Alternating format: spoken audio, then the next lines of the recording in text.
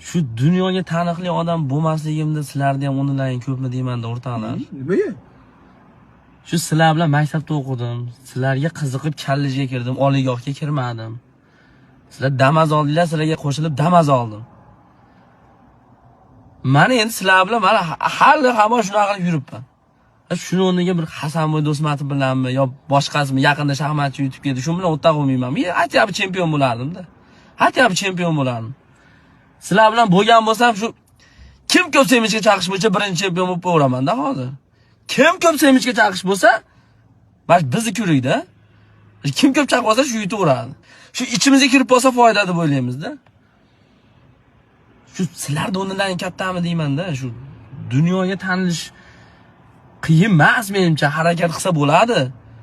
Shu sizlar bilan emasmi deyman-da, shu o'rtoq tanlashda adashganmanmi deyman-da.